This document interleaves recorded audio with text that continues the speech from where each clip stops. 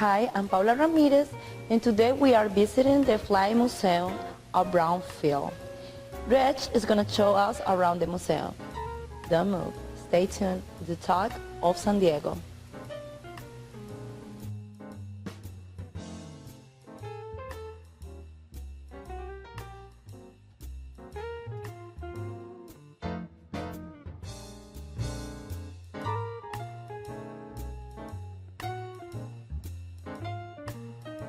It's Reg Finch. I'm the CEO here, the chief cook and bottle washer at the California Flight Museum. I'm ex-Canadian Air Force and ex-American Airlines. Well, I started, my formal education was, in Canada. And I went into the Canadian Air Force, although I knew how to fly before I joined the Air Force. I'd flown privately in Montreal. And I flew fighters in the Canadian Air Force for 6.5 years, and then I joined American Airlines and flew with them for 34 years. And then when I retired, I basically started doing this full time. But before I retired, I was actually already started the seeds of the museum. They were already basically in place, but it became a full-time preoccupation with me after I retired from American Airlines. And now, of course, flying this to the air shows and so forth, that's my involvement. And working on the airplanes. The museum started back in 2000, about 2000 in its present form. But we've been at Brownfield for 25 years in various stages of evolution. But the way we are right now with 3 hangars is basically in 2000, the year 2000.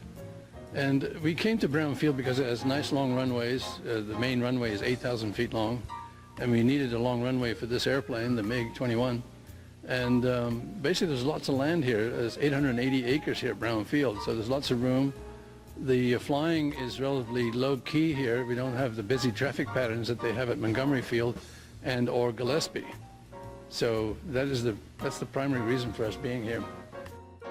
We basically bring our airplanes to the air shows in Southern California primarily. Places like Miramar, the Marine Corps Air Base at Miramar, Yuma, Arizona, and March Air Force Base, places like that. We put our airplanes on stack display primarily, but we also fly in the show occasionally. We also do Make-A-Wish Foundation type flights, and we also have good student flights where students that get good grades can get a free ride in our airplanes, and they have to be between the age of 9 and 13 to qualify. I don't know, I've always been interested in airplanes, and being in the airlines, of course, basically led me into this sort of a thing to perpetuate my flying and so forth, and also to provide the airplanes to the public so they can see them and fly in them and so forth. That is our basic purposes. We also give lectures occasionally, about once every other month or so. We have a lecture by an industry professional who will speak to the group. We have students that come here, college students, engineering students from UCSD and SDSU, and they provide some guidance and also job opportunities in the industry for these students. On a good day, we'll have 7 or 8 volunteers, but on paper we have about 65 volunteers. A lot of them are students with the universities, engineering students primarily. The qualifications you have to be a volunteer, they vary. Obviously, anything that has to do with airplanes is good. But we need everybody from people that sweep the floor to engineers to technicians, hydraulics, electrical, design, electronics. All those skills are highly desirable for the museum. But just somebody with some learning ability that is willing to learn and is interested in airplanes is really the basic requirement. Thank you so much for all the information. Will you give us a tour of the museum? I'd be delighted to. Let's go. Don't move. We are going in a break, and we'll be right back on the Talk of San Diego. We have here where the parents-to-be a Russian jet plane. Can you tell us about it? You're right. This is a Russian-built MiG-21U. So it's a 2-seater. As you can see, there's 2 seats. It was designed by the Mikoyan and Gurevich Design Bureau in Russia. It's actually out of the Hungarian Air Force, so a lot of the markings you see are Hungarian, except for the English that we put on. But the lettering, the numbers and so forth, and the color, the paint is all ex-Hungarian. And this is pretty much the way you would see the airplane on the flight line in Hungary. It's a fast airplane. It's designed to go Mach 2, which is twice the speed of sound, and equates to normal temperatures. That's about 1,350 miles an hour. So that's really fast. And it's as fast as some of the modern fighters that we fly in the Air Force and the Marine Corps and the Navy, which also fly at about Mach 2. And so that's twice the speed of sound, right? So, Reg, what is it? That is a pitot tube. And in case that doesn't mean much to you, a pitot tube is what gives us our airspeed indication in the cockpit. So air comes in the front here, and the airspeed indicator in the airplane measures the air pressure and basically translates it into knots or miles per hour, so we know how fast we're going. This is the only way we really know how fast we're going through the air. This is a supersonic airplane, as I mentioned, so it goes twice the speed of sound, Mach 2, and the shock wave will form on the tip of this cone, and it will come back and hit the edge of the inlet like this, and then reflect back inside the inlet, so that by the time the air gets to the engine, it's well subsonic. Even though here the air is supersonic, the engine never sees supersonic air. It always sees air that is well subsonic.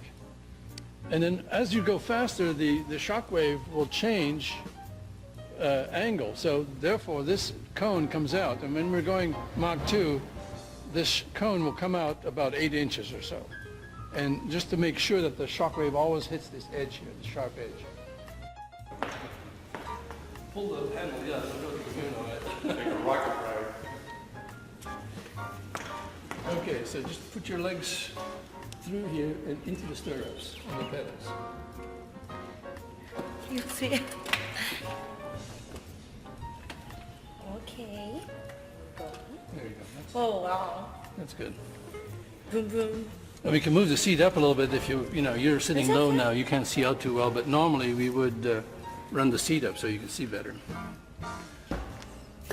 Because in the talk of San Diego, we are everywhere. We are in the water, we are on the earth, and we now are going in the air. We are back, and now Reg is going to explain me a little bit. Reg, what is all these things? I don't know anything about these buttons. Well, it's basically an older cockpit. It was designed in the 50s. And so a lot of the things you see are basically kind of the traditional cockpit instrumentation. Most of it is Russian, but some of it is American that we've put in. For instance, the altimeter is out of a U-2. You started the airplane. Oh, wait a minute. We'll go there. We'll start it in a minute, but let me finish. Okay. Basically, this is how you fly the airplane with the stick. If you want to go up, you pull back on the stick. If you want to go down, you push forward. And if you want to go left or right, you push the stick left or right, just like a video game, basically. And then here are the throttles over here. I don't know if you can see that, if the camera can point to this. This is the throttle over here. And then if you want to go into afterburner, you push the throttle all the way forward, and then you go through a gate, and you push into the gate, and then you have control over the afterburner so that you can vary the amount of afterburning and also vary the amount of thrust that you would get.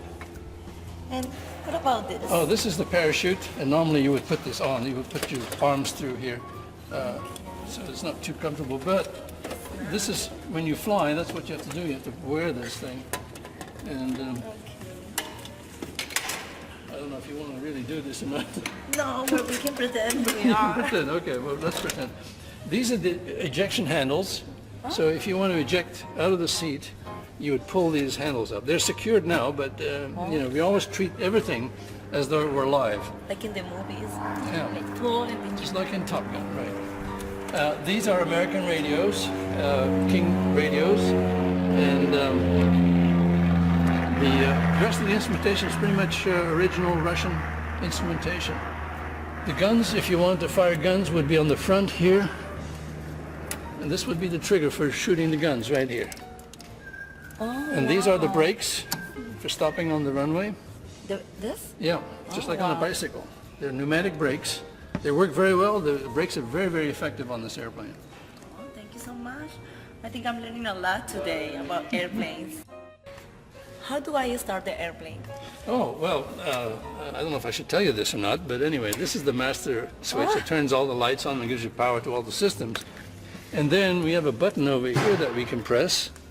Over here, I can't see it too well, but it's over here. You push that button and then it starts automatically, basically. And of course you have to turn the fuel on. Yeah. But it's ready to go. The airplane, we're ready for the next air show, basically. So. I was getting ready to go. But okay. Well, you have to put the helmet on first. So, Reg, can you tell us a little bit more about this pretty, pretty red airplane? Yes. This is a fallen net that was designed in England as a jet trainer, advanced jet trainer. And the paint scheme you see here is actually the Red Arrows paint scheme. And they were the aerobatic, well, they still are the aerobatic team of the Royal Air Force. And so this is an ex-Royal Air Force airplane. It's a beautiful example of transonic design. It's got rounded leading edges of the wings, a rounded inlet. As opposed to the MiG, which you just saw, you can see this is round, and that's transonic design. And it's a two-seater, so the instructor would normally sit in the back, the trainee pilot would sit in the front. It'll go supersonic in a slight dive, and it's a gorgeous airplane to fly. We fly it periodically. A very light airplane, for instance, if you can't afford an F-16, this is probably your next best thing.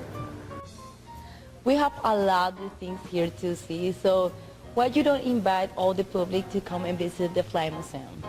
Yeah, we would like to visit the people to come visit us. We're on the flight line at Brown Field near the terminal building, so it's a little difficult to get to the museum. We're actually a flying museum, and the distinction there is that we bring our stuff to the people at the air shows.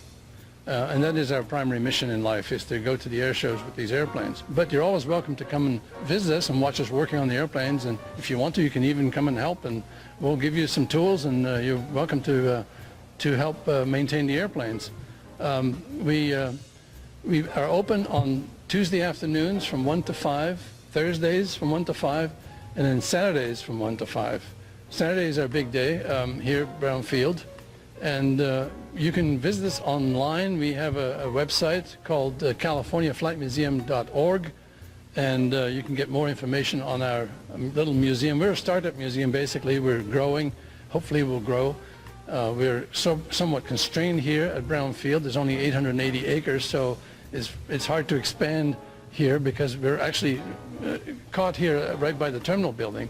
And Brown Field is on Highway 905. We're about 2 miles east of Highway 805, and we're fairly easy to find. We're right by the terminal building, and you can walk on the ramp. Just watch out for the airplanes, because they have the right-of-way. And come and visit us again. We will take you up for flying if you like next time. And if you have any other questions, shoot. Oh, no, that's it. Thank you so much.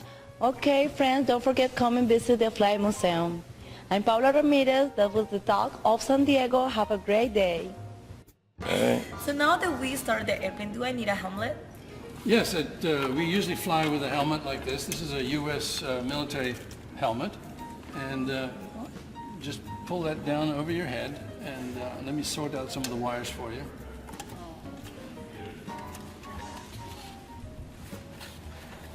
We don't have an oxygen mask on here because we usually fly at low altitude, but this would be the microphone that you talk into.